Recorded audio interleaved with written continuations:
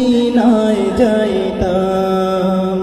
যদি ছোট্ট একটা পাখি হইতাম, যদি ডানাওয়ালা পাখি হইতাম, একটা উড়াল দিয়া আমি মদিনায় যাইতাম।